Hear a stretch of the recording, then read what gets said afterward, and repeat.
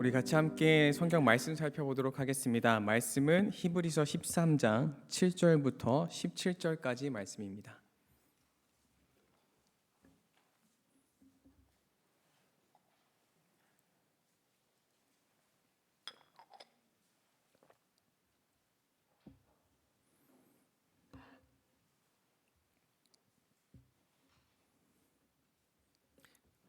다 찾으신 줄 알고 우리 같이 한 목소리로 읽어보도록 하겠습니다. 시작. 너희에게 일러주고 너희를 인도하던 자들을 생각하며 그들의 행실의 결말을 주의하여 보고 그들의 믿음을 본받으라. 예수 그리스도는 어제나 오늘이나 영원토록 동일하시니라. 여러 가지 다른 교훈에 끌리지 말라. 마음을 은혜로서 굳게 함이 아름답고 음식으로서 할 것이 아니니 음식으로 말미암아 행한 자는 유익을 얻지 못하였느니라. 우리에게 제단이 있는데 장막에서 섬기는 자들은 그 제단에서 먹을 권한이 없나니 이는 죄를 위한 짐승의 피는 대제사장이 가지고 성소에 들어가고 그 육체는 영문 밖에서 불사름이라. 그러므로 예수도 자기 피로써 백성을 거룩하게 하려고 성문 밖에서 고난을 받으셨느니라. 그런즉 우리도 그의 치욕을 짊어지고 영문 밖으로 그에게 나아가자. 우리가 여기에는 영구한 도성이 없으므로 장차 올 것을 찾나니 그러므로 우리는 예수로 말미암아 항상 찬송의 제사를 하나님께 드리자. 이는 그 이름을 증언하는 입술의 열매니라. 오직 선을 행함과 서로 나누어 주기를 잊지 말라. 하나님은 이 같은 제사를 기뻐하시느니라. 너희를 인도하는 자들에게 순종하고 복종하라. 그들은 너희 영혼을 위하여 경성하기를 자기들이 청산할 자인 것 같이 하느니라. 그들로 하여금 즐거움으로 이것을 하게 하고 근심으로 하게 하지 말라. 그렇지 아니하면 너희에게 유익이 없느니라. 아멘.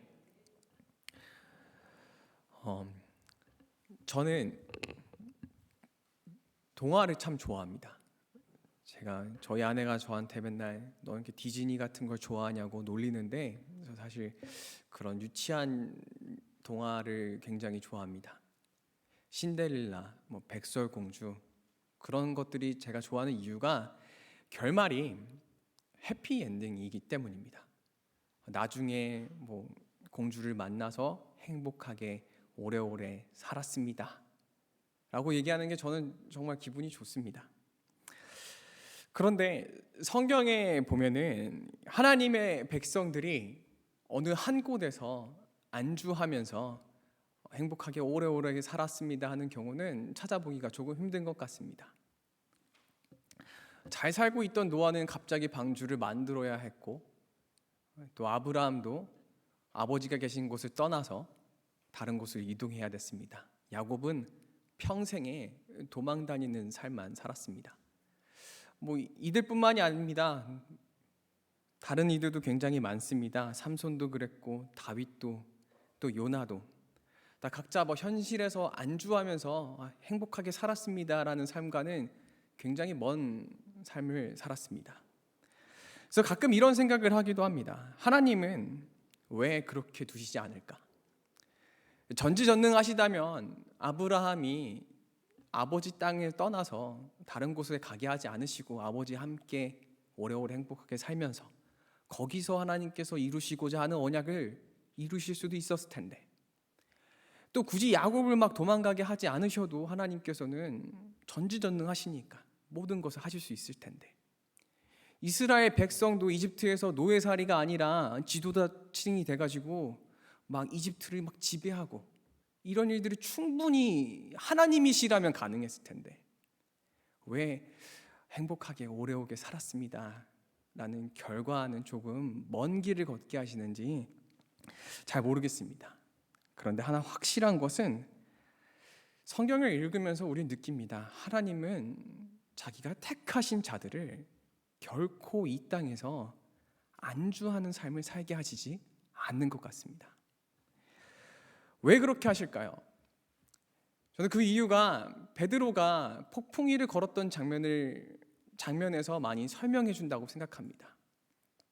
하나님은 우리가 보이지 않는 길에서 정말 앞도 안 보이고 폭풍우가 치는 가운데 오직 하나님만 믿으면서 나아가기를 그리고 그렇게 나아갈 때 하나님께서 역사하시기를 바라시는 것 같습니다.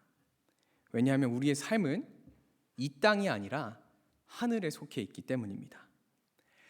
저 올해는 참 다사다난한 해 같습니다. 러시아 우크라이나 전쟁 때문에 이제 핵무기 얘기도 나오고 있고, 전 세계 경제가 공황으로 침체되면서 다시 한번 IMF가 오는 것이 아니냐, 이런 뉴스도 들리고 있습니다. 이런 긴장이 계속될수록 우리들은 안정적인 삶, 더 어떻게 하면 내가 현실에 안주할 수 있을까, 이런 것들을 찾아가는 게 우리의 본능 같습니다. 그러나 하나님께서는 우리가 안주하는 삶이 아니라 그와 함께 믿음으로 나아가는, 어쩌면은 굉장히 모험적이고 어쩌면은 굉장히 치열할 수 있는 곳으로 하나님은 택하신 자들을 세워나가고자 하시는 것 같습니다. 그런 의미에서 우리 그리스도인들이 이 어려운 시대를 어떤 자세로 살아야 할지 히브리서 13장 말씀을 통해서 알아보려고 합니다. 오늘 우리에게 하나님께서 주시는 은혜가 가득 차기를 주님의 이름으로 축복합니다. 먼저 첫 번째, 우리가 이 시대를 살아가면서 가져야 할 자세는 두려움을 딛고 한 발 더 나아가는 자세입니다. 이제부터 13장 본문에서 아직 읽지 않았던 1절부터 6절까지의 말씀을 다뤄볼 텐데, 그 이전에 12장까지의 내용을 잠깐 생각해 보도록 하겠습니다. 이 히브리서의 저자가 1장부터 12장까지 굉장히 많은 주제를 다뤄왔습니다. 혹시 기억하시나요? 천사보다 예수 그리스도가 뛰어나다, 대제사장이신 예수, 멜기세덱, 그리고 단번에 제물로서 단 한 번의 제사를 통해서 모든 사람들의 죄를 속량하신 그리스도 예수 등 여러 주제에 대해서 다뤘습니다. 그리고 이거를 저는 한 문장으로 압축하면 이렇게 얘기할 수 있을 것 같습니다. 예수 그리스도에 대한 올바른 이해와 믿음입니다. 거기까지가 1장부터 12장까지의 내용이라고 저는 생각을 합니다. 그리고 이제 이 편지를 1장부터 12장까지 읽은 성도들이 예수 그리스도에 대해서 이제 올바르게 알고 올바르게 믿고 있다면 어떠한 행동을 취해야 하는지 13장 1절부터 얘기를 합니다. 1절 말씀을 보시면 첫 번째, 형제를 사랑하고, 두 번째, 손님을 대접하고, 세 번째, 억압받는 자, 핍박받는 자를 돌보고, 네 번째, 결혼을 사랑하고, 다섯 번째, 돈을 사랑하지 말라고 가르칩니다. 여기서 우리는 한 가지 생각해 보아야 될 게 있습니다.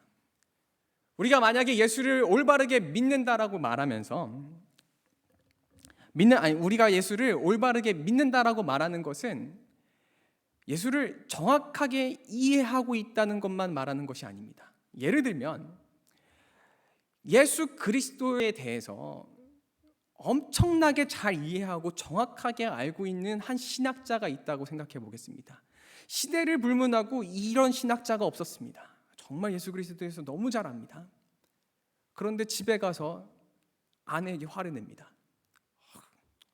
이런 것도 왜 안 하냐고. 지나가다가 이제 가난한 사람들이 있으면 눈길조차 주지 않습니다. 사랑이 없는 삶을 살아갑니다. 내가 싫어하는 사람들은 그냥 싫다고 대놓고 표현을 합니다. 그렇다면 이 사람은 예수 그리스도에 대해서 아예 이해를 하지 못하고 있거나 어쩌면 극단적으로 예수 그리스도를 전혀 믿지 않고 있는 사람일 것입니다. 요한일서 4장에서는 이렇게 말씀합니다. 사랑하지 아니하는 자는 하나님을 알지 못하나니 이는 하나님은 사랑이심이라. 하나님이 우리를 사랑하셨은즉 우리도 서로 사랑하는 것이 마땅하다라고 요한일서는 우리에게 그렇게 가르칩니다. 같은 의미에서 히브리서의 저자는 1절부터 이제 5절까지 형제를 사랑하고 손님을 대접하고 이 타인을 사랑하는 것에 대한 그 사랑을 얘기하고 있습니다. 왜냐하면 예수 그리스도를 올바르게 이해하고 믿고 있다면 결과로서 나타나져야 되는 것은 사랑이기 때문입니다. 그런데 이 사랑하는 것 쉬우십니까? 우리 여기 앉아 계신 성도님들은 예수 그리스도에 대해서 100%는 아니지만 어느 정도 이해하고 계시고 믿고 계시는데 사랑하는 건 쉬우십니까? 저는 어렵다고 생각합니다. 개인적인 문제가 있을 수 있습니다. 어떤 특정한 인물과 내가 사이가 좋지 않다든지, 개인적으로 내 사정이 누군가를 막 사랑할 만한 그런 사정이 되지 않다든지 여러 가지 문제가 있을 수 있지만, 제가 생각하기에 가장 큰 문제는, 공통적으로 가장 큰 문제는 어디까지 사랑해야 하는가? 저는 여기서 다 걸린다 생각합니다. 제가 안녕하세요라는 TV 프로그램을 한번 이렇게 본 적이 있습니다. 혹시 아시나요? 신동엽과 이영자가 나와서 이렇게 소개하는 프로그램입니다. 근데 거기에 어떤 딸이 우리 아버지 좀 고쳐주세요 하고 이제 제보를 했습니다. 아버지가 어떤 사람이었냐면 집에 있는 것을 싼 것부터 기부를 하기 시작하시더니 점점 비싼 것들을 막 기부하면서 나중에는 TV까지 기부를 하자 이 딸이 이제 참지 못해서 우리 아빠 좀 어떻게 좀 해주세요라고 이 TV 프로그램에 나온 것입니다. 근데 저는 이걸 볼 때 이런 생각을 했습니다. 어떤 때가 오면 나도 내가 소중하다는 게 생각하는 것을 나눌 수 있을까? 물론 우리 집에 TV는 없습니다. 솔직하게 말씀드리면 TV를 나눈다? 저는 거기까지 하는 건 조금 어려울 수도 있겠다라는 생각을 하게 됩니다. 근데 이거는 그 아저씨를 보면서 정말 저에게 도전을 주었던 것 같습니다. 나눈다면 나는 어디까지 나눌 수 있을까? 그리고 내가 만약에 그렇게 하지 못한다면 나는 과연 사랑이 없는 사람일까? 이 문제는 꽤 오랫동안 제 마음에 맴돌았습니다. 사랑은 결국 자기 희생을 요구하는 것이기 때문에 내가 나를 얼마만큼 희생해야 되는 걸까를 결정하는 문제는 누구에게나 꽤 어려운 문제이기 때문입니다. 사랑하는 성도 여러분들은 어떻습니까? 성도님들은 어디까지 사랑하고 계십니까? 결혼 생활이 제가 짧습니다. 11월에 결혼했습니다. 결혼 전에 다짐했던 게 있습니다. 저희 아내하고 제가 혹시라도 싸우게 된다면 다 제 잘못이겠죠. 싸우게 된다면 그래 내가 이해해야지 사랑으로. 왜냐면 제가 목사하지 않습니까? 그래도 내가 목사인데 큰 소리 나는 일 없게 내가 다 이해해야지. 한 달이 가지 않았습니다. 진짜 하나님의 사랑 생각도 안 나더라고요. 화가 나면 저도 사람인지라 내가 여기까지 해줬는데, 내가 여기까지 참았는데 너도 여기까지 참아야 되는 거 아니야?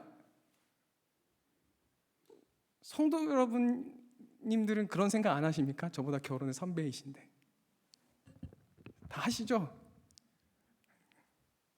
저만 나쁜. 네. 저는 그런 생각 되게 많이 했습니다. 내가 여기까지 해줬는데 너도 여기까지 해. 우리는 근본적으로 자기 희생을 굉장히 어려워합니다. 그래서 나 여기까지만 할 수 있어. 내가 그은 선은 여기야 라는 항상 마음의 선을 가지고 있는 것 같습니다. 저는 5절에서 히브리서의 저자가 돈을 사랑하지 말라고 말한 이유가 바로 이것 때문에 있다라고 생각을 합니다. 만약 우리가 이 선 없이 내가 어느 정도까지 희생할 수 있어라는 이 경계 없이 정말로 나의 모든 것을 다 주면서 내가 번 돈도 다 예수께 쓰고 다 타인에게 쓸 수 있다면 히브리서 저자가 돈을 사랑하지 말라는 얘기를 하지도 않았을 것입니다. 돈을 사랑한다는 것은 내가 자기 삶에 안주하고 자기 희생을 하지 않으려는 결과적인 모습으로 나타나는 것이기 때문에 히브리서의 저자는 돈을 사랑하지 말라고 경고하는 것입니다. 이 히브리인들도 이 말씀을 들을 때 똑같았을 것입니다. 핍박과 억압을 받는 이 히브리인들의 상황 속에서 자기 희생을 해라? 나도 괴로운데, 나도 힘든데 나를 깎아가면서 누군가를 더 사랑해라? 어려운 결정이었을 것입니다. 그런데 저자는 이 돈을 사랑하지 말라는 경고의 말씀 후에 이렇게 말씀합니다. 5절 후반부 말씀을 보시겠습니다. 보시면 내가 결코 너희를 버리지 아니하고 너희를 떠나지 아니하리라 하셨느니라. 아멘. 우리 초대교회를 생각해 보면은 그들이 모든 물건들을 통용했다라고 얘기를 합니다. 저는 이 모든 물건을 통용했다, 막 밥 팔았다, 막 이런 얘기를 보면은 뭐 가진 뭐 부동산이 뭐 이렇게 있진 않지만, 아유, TV도 못 주겠는데 어떻게 내가 가진 그렇게까지 팔아서 나눌 수 있지? 생각하지도 못하지만 저는 제 생각에 제가 생각하는 그 선을 아득히 넘은 사랑을 이 초대교회 사람들이 하고 있었습니다. 그게 어떻게 가능했을까요? 왜냐하면 그 어떤 물질보다 더 귀한 예수가 자기를 떠나지 않고 계신다는 사실을 이 초대교회 사람들은 알았기 때문이라고 생각을 합니다. 처음에는 아니었을지 모릅니다. 그런데 누군가 그 예수 그리스도 때문에, 나와 함께 계시는 그 예수 그리스도 때문에 사랑과 용기를 가지고 자기 것을 팔기 시작했고, 그 때문에 모든 사람들이 함께 이에 동참하게 되었을 것입니다. 저는 그 용기의 고백이 바로 6절 말씀이라고 생각합니다. 우리 같이 함께 6절 말씀 읽어보겠습니다. 시작. 담대히 말하되 주는 나를 돕는 이시니 내가 무서워하지 아니하겠노라. 사람이 내게 어찌하리요 하노라. 나를 희생하는 데는 두려움이 따릅니다. 그런데 또 바꿔 생각하면 이렇습니다. 하나님이 우리 편이신데 세상과 물질이 나한테 돈 어떻게 할까? 사랑하는 예수가 우리가 함께 계시니 나를 과연 억누르게 할 수 있는 것이 있을까? 저는 우리 사랑하는 성도 여러분들이 마치 그 무리를 거두려고 했던 베드로처럼 그렇게 너무 두려워하지 말고 이 사랑하는 곳으로 한 발자국 더 나아가셨으면 좋겠습니다. 왜냐하면 예수 그리스도가 함께 계시기 때문입니다. 이것이 제가 오늘 말씀드리고 싶은 것입니다. 우리는 쉽게 여기까지가 내 사랑이야, 마음에 선을 그으면서 이 정도까지 내가 사랑하면 괜찮아, 됐어 라고 내 현실에서 이제 안주하려고 합니다. 그런데 하나님은 그렇게 두시지 않습니다. 하나님은 오늘 말씀을 통해서 이 두려움을 이겨내고 여기서 한 발자국 더 나아가라고 하십니다. 이런 자세를 가지고 나아갈 때, 아직 해보지도 못했고 너무나 도전적인 사랑을 우리가 해나갈 때 그 속에서 이루어지는 하나님의 역사가 우리 성도님들의 삶에 가득하기를 주님의 이름으로 축복합니다. 두 번째입니다. 두 번째는 치욕을 짊어지는 자세입니다. 이 주제에 대해서 설명하기 전에 우리 사람이 어떻게 구원을 받는가에 대해서 한번 생각을 해보려고 합니다. 잠시 9절 말씀을 읽어보도록 하겠습니다. 시작. 끌리지 말라. 마음을 은혜로써 함이 아름답고 음식으로써 할 것이 아니니 음식으로 말미암아 행한 자는 유익을 얻지 못하였느니라.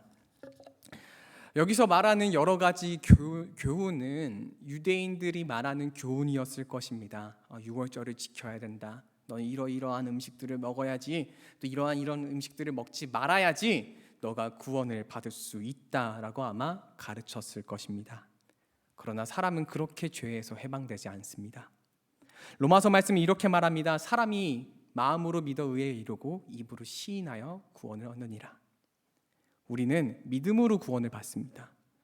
오직 예수 그리스도를 믿음으로 구원을 받습니다. 그 유대인들이 그들의 믿음에 대한 결과가 먹는 것으로 나타났습니다. 어떤 것을 먹어야지. 굉장히 쉽고 편한 것이었습니다. 은혜와는 아무 관련 없이 단순히 그냥 뭘 먹고 말지를 결정하면 되기 때문입니다. 그래서 저자는 음식으로 말미암아 행한 자는 유익을 얻지 못한다라고 말씀하고 있습니다. 그들의 믿음에 대한 어떤 결과가 음식을 먹는 것이었다면, 그리스도인들이 예수의 피 흘리심과 죄사함의 은혜를 믿는 것에 대한 결과는 어떤 것일까요? 우리 함께 7절 말씀 한번 읽어보도록 하겠습니다. 시작. 하나님의 말씀을 너희에게 일러주고 너희를 인도하는 자들을 생각하며 그들의 행실의 결말을 주의하여 보고 그들의 믿음을 본받으라. 예수를 믿었던 지도자들의 결말은 무엇이었을까요? 이 말씀을 좀 더 와닿게 번역한 것이 저는 새 번역이라고 생각하는데, 새 번역 말씀은 제가 읽어드리겠습니다. 여러분들의 지도자들을 기억하십시오. 그들은 여러분에게 하나님의 말씀을 일러주었습니다. 그들이 어떻게 살고 죽었는지를 살펴보고 그 믿음을 본받으십시오. 따라하십시오. 라고 얘기합니다. 믿음의 결과물이 무엇인지 아십니까? 감옥에 갇히는 것, 두드려 맞는 것, 치욕을 당하는 것, 죽임을 당하는 것이었습니다. 우리는 당시 상황이 지금처럼 이렇게 편한 분위기에서 예배를 드릴 수 없다는 것을 이제 잘 알고 계실 겁니다. 숨어서 예배를 드렸어야 했습니다. 감옥에 갇히게 되었습니다. 걸리게 되면 이런 상황들 때문에 히브리 교인들은 유대교로 돌아가고자 했다는 것을 우리는 잘 알고 있습니다. 음식 몇 개만 먹으면 아주 편해지는 길이 있기 때문입니다. 그런데도 이 히브리 교인들의 지도자들은 거기서 멈추지 않았습니다. 예수를 믿고 여기서 끝이라고 생각하지 않았습니다. 눈앞에 분명히 죽음이 분명하게 있는데도 두려워하지 않고 나아갔습니다. 양화진을 가보신 성도님들이 아마 여기 많이 계실 겁니다. 양화진은 한국에 오신 선교사님들이 순교하신 묘비가 있는 곳입니다. 저도 한두 번 정도 왔다 갔습니다.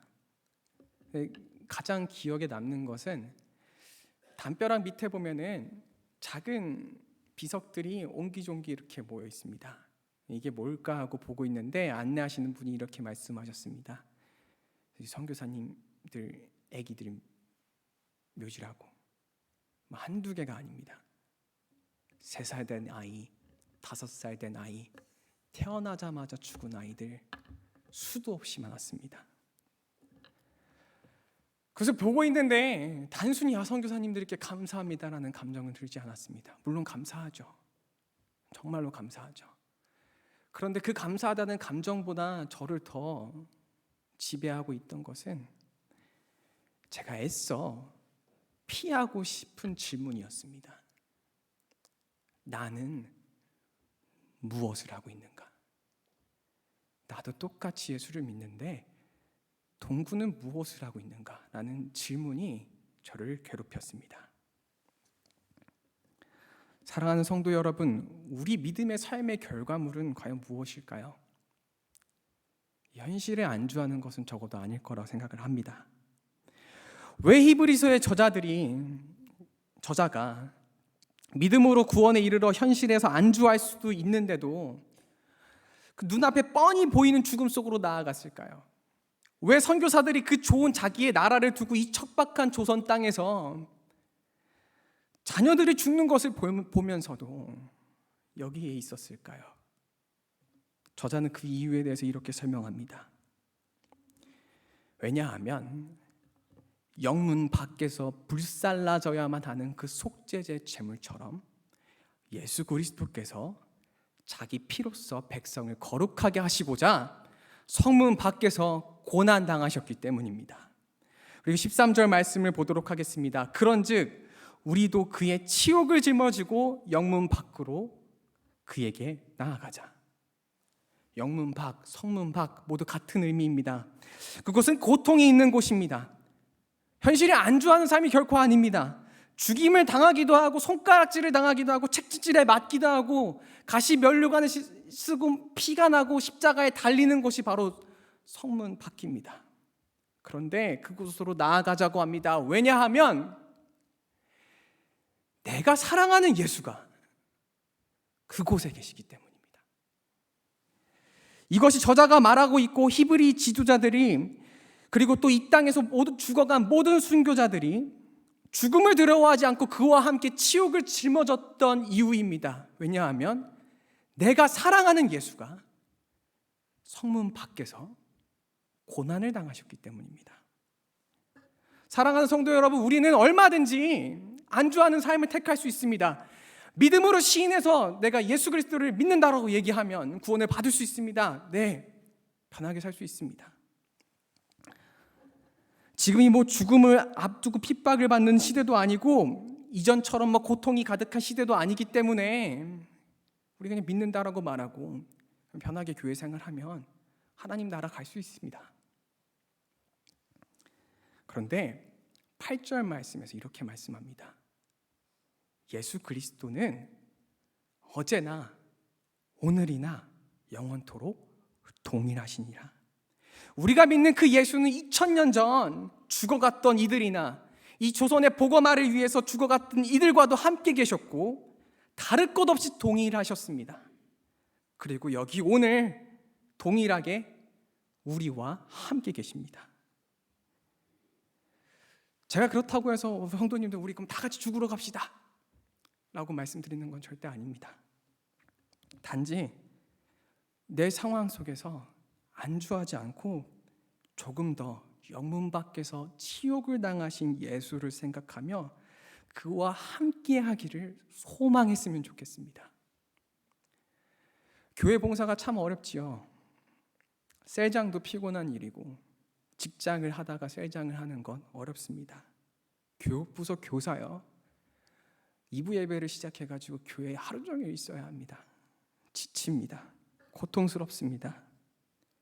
하지만 내가 그토록 사랑하는 예수께서 성문 밖에서 치욕을 짊어지셨듯이 우리도 그와 함께 계신 곳으로 나아가기를 소망했던 우리의 선배들처럼 우리도 현실의 안주를 넘어 예수와 함께 한 발자국 더 성문 밖으로 나가시는 성도님들 되시길 주님의 이름으로 축복합니다.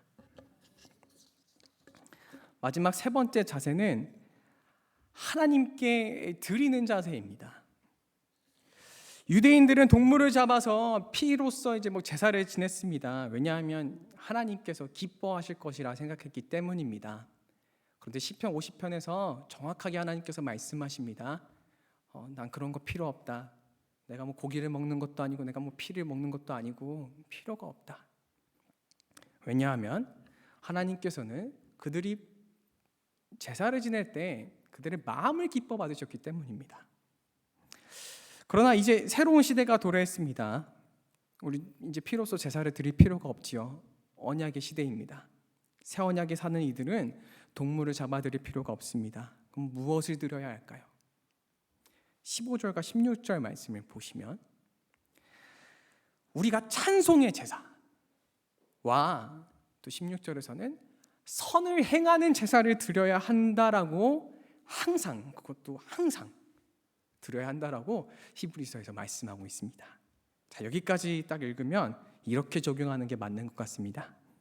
그래, 우리 집에 좋은 일이 있지 않아도 제가 이제 우리 아내하고 싸우더라도 입에서 나쁜 말 하는 것이 아니라 항상 찬송의 제사를 드리자. 하나님 내 아내 주셔서 너무 감사합니다. 혹은 사업장에서 좋지 않은 일이 생겼더라도 이거 모두 다 하나님께 주신 은혜니까 하나님께 감사하자. 아니면 좀 어려워하는 성도나 어려워하는 사람들을 만나면 그 사람들을 내가 선한 일로서 좀 도와주자.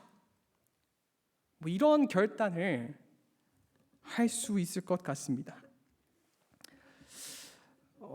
그런데 다음 절에 보면은 이 15, 16절 바로 다음 절에 17절에 보면은 이 감사의 제사를 지내기가 힘든 경우가 바로 나타납니다. 17절 말씀을 보면 이렇게 말씀합니다. 너희를 인도하는 자들에게 순종하고 복종하라. 이 목사님 교역자에게 순종하고 복종하는 거 어렵죠. 당연히 어려운 문제입니다. 그런데 여기서 꼭 교역자에게만 순종하고 복종하라는 의미보다 저는 그것보다 더 어려운 것이 이 신앙생활에 있어서 우리가 가장 힘들어하는 것이 관계의 개선이라고 생각을 합니다. 왜 제가 이 말씀을 드리는지는 나중에 점점 말씀드리겠습니다. 혼자서 할 수 있는 것, 아까 말씀드린 것, 내가 찬송의 제사를 지내고 선한 일을 행하는 것 얼마든지 할 수 있습니다. 저도 이제 교회 생활을 오래 했습니다. 어렸을 때부터 해왔으니까요. 근데 느끼는 게 있습니다. 제일 어려운 건 죄를 회개하는 것도 아닙니다. 제일 어려운 건 나하고 마음에 안 맞는 사람하고 뜻을 맞추는 게 너무나 어렵습니다. 날 싫어하는 사람하고 내가 사랑으로 막 친해지는 거 생각만 해도 막 스트레스가 받는 일이 아닐 수가 없습니다. 이미 불신이 싹튼 관계를 개선한다는 것은 상상만 해도 스트레스를 받는 일입니다. 저는 근데 히브리 교인들에게도 이런 불편함이 있었다라고 생각을 합니다. 이 히브리 교인들에게 있어서 지도자들과의 관계는 어땠을까요? 지도자들이 올바른 복음을 막 전했을 것입니다. 왜냐하면 그들은 죽음을 두려워하지 않고 복음만으로 막 살아가는 사람들이었기 때문이죠. 그런데 이렇게 복음을 전해도 히브리 교인들이 어떤 마음을 먹었습니까? 저 설교가 끝난 다음에 목사님 저 유대교로 가겠습니다. 다른 교훈을 받으러 갔습니다. 만약에 제가 이렇게 말씀 설교 다 끝났는데 집에 가시면서 목사님 저는 신천지로 가야 될 것 같습니다. 전 하나님의 교회로 이거 상상도 하기 어려운 불신의 관계가 막 싸게 칠 것 같습니다. 단순히 히브리 교인들과 지도자 간의 문제만 있었겠습니까? 교인들 중에는 유대교로 되돌아가고자 하는 이들도 있었겠지만 그렇지 않은 이들도 있었을 것입니다. 그렇다면 이 성도들 간의 관계는 또 어떻게 되었을까요? 신뢰가 사라졌습니다. 함께 기도하고 예배드리는 것 상상할 수가 없습니다. 순종하고 복종하는 관계 상상할 수 없습니다. 찬송의 제사를 드려 선을 행하는 제사를 드려 불가능합니다. 그러나 저자는 이제 이 교인들에게 지도자들이 하는 말씀에 순종하고 복종하라고 얘기를 합니다. 예수 그리스도를 올바르게 아는 것입니다. 이 순종과 복종은 예수 그리스도를 올바르게 믿는 것에 순종하고 복종하라고 얘기합니다. 다시 복음으로 돌아오라고 합니다. 왜 그렇게 복종하라고 할까요? 17절 말씀에 보면 그들로 하여금 즐거움으로 이것을 잊게 하고 근심하게 하지 말라라고 얘기하고 있습니다. 지도자들이 막 기뻐할 수도 있지만 꼭 그것 때문만은 아닙니다. 왜냐하면 14절 말씀을 보면 이 찬송의 제사와 선을 행하는 제사 이전에 우리가 여기에는 영구한 도성이 없으므로 장차 올 것을 찾나니 그러므로 찬송의 제사를 지내자, 그러므로 선을 행하는 제사를 지내자라고 얘기하고 있습니다. 영구한 도성이 의미하는 것은 12장에서 나오는데 12장 말씀에 보시면 영구한 도성은 하나님과 천사들과 예수 그리스도와 의의 영들이 그 안에서 하나 되어 모인 것입니다. 다시 말하면 하나님 안에서 하나가 되는 것, 그게 우리가 선을 행하는 제사를 드리고 찬송하는 제사를 드리는 근본적인 이유입니다. 서로 맞지 않았던 이들이 이제 복음에 순종하기 시작하면서 같이 함께 예배를 드리고 찬송의 제사를 드리게 됩니다. 핍박과 압제로 불신이 가득했던 성도들이 18절에 보시면 정말 놀라운 일들이 일어납니다. 기도도 같이 안 했을 것입니다. 근데 이제 저자가 이들에게 내가 이제 복음을 전하러 가니 우리를 위해서 기도해달라고 얘기합니다. 전에는 각자 살 길을 찾았을지 모르겠으나 이제는 복음으로 인해서 함께 하나가 되어서 선한 일을 꾸리기 시작합니다. 하나님께서 아름답게 받으실 만한 함께 찬송을 드리는 제사, 함께 선한 일을 계획하는 제사를 드리게 되는 것입니다. 사랑하는 성도 여러분, 교회 안에 있다 보면 내가 불편한 사람들이 생기기 마련입니다. 그럼 우리 신앙생활이 이렇게 할 수도 있습니다. 서로 얘기 안 하고 안 마주치면 되지. 그냥 넘어가면은 되지. 서로 이렇게 분란 만들 필요 없지. 그렇게 안주하실 수 있습니다. 그런데 말씀은 그렇게 얘기하고 있지 않습니다. 말씀은 우리가 같이 함께 찬송의 제사를 지내고 선을 행하는 제사를 지내는, 기도를 함께하는, 예배를 같이 함께하는 그런 교회가 되게끔 하고 있습니다.